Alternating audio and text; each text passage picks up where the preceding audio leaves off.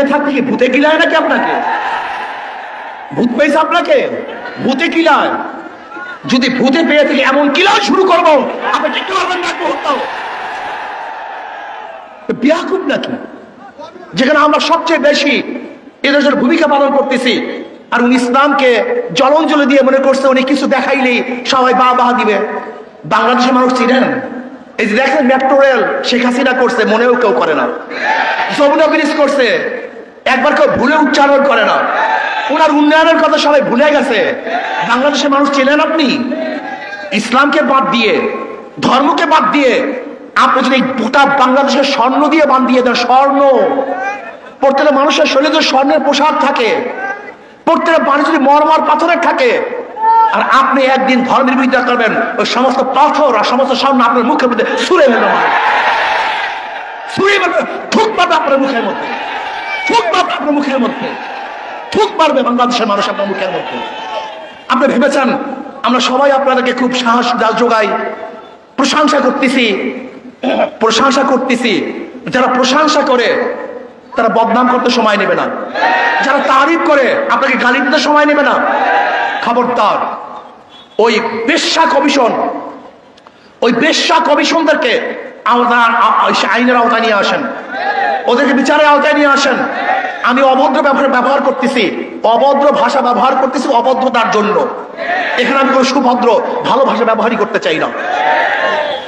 প্রিয় ভাইয়ের আমার, আজকে বাংলাদেশে নিয়ে গভীর ষড়যন্ত্র চলতেছে। কেউ নির্বাচন, সংস্কারের বাহিরে নির্বাচন হবে না, আগে সংস্কার হবে তার নির্বাচন হবে। মার্চ ফর ঢাকা, আমরা অচিরেই মার্চ ফর ঢাকা ঘোষণা দেব। কারা সংস্কারের পক্ষে আর কারা বিপক্ষে ইনশাআল্লাহ জনগণ ডিসাইড করবে। আগে সংস্কার হবে, আগে নির্বাচন হবে, জনগণ সিদ্ধান্ত গ্রহণ করবে। অচিরেই আমরা মার্চ ফর ঢাকা, আগে সংস্কার হবে তারপর নির্বাচন হবে। সংস্কারের বাহিরে বাংলাদেশের মানুষ কোনো নির্বাচন মানবে না। ডাকাতি নির্বাচন এবং প্রশাসনের নির্বাচন, অগ্রহণযোগ্য নির্বাচন বাংলাদেশের মানুষ মানবে না, মানতে পারে না। এর জন্য ইনশাআল্লাহ অচিরেই মার্চ পর ঢাকা ঘোষণা হবে। রাজি আছেন ইনশাআল্লাহ সবাই? আর আমরা টেস্ট কেস হিসাবে প্রথমে স্থানীয় নির্বাচন চাই। যদি স্থানীয় নির্বাচন সুস্থ করতে পারে তাহলে আমরা মনে করব জাতীয় নির্বাচন সুস্থ হবে। আর স্থানীয় নির্বাচনে সুস্থ না হয় তাহলে বুঝবো যে নির্বাচনের পরিবেশ এখনো সৃষ্টি হয় নাই। আসুন সোচ্চার থাকুন।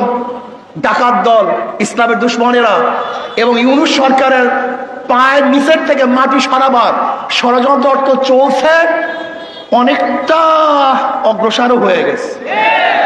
লোকটা বুড়া মানুষ, মুরব্বী মানুষ, ভদ্র মানুষ, খুবই ভদ্র মানুষ, কিন্তু মনে রাখতে হবে যে আপনার চারপাশে যারা আছে ওরা কিন্তু ভদ্র না, ওরা অসভ্য।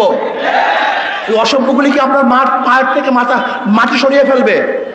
এর জন্য নারী কমিশনের এই শয়তানি বন্ধ করুন, ওদেরকে অ্যারেস্ট করুন, ওদেরকে বিচারের আওতায় আনুন।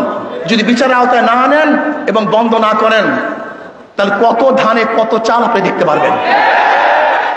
শেখ হাসিনা সরকার কিন্তু তোয়াক্কা করেনি, আন্দোলন করে বিদায় দিয়েছে। আর আপনার অবস্থা আমরা ভালো মতোই জানি না আপনার অবস্থা কোথায়, আপনার শক্তি কোথায়।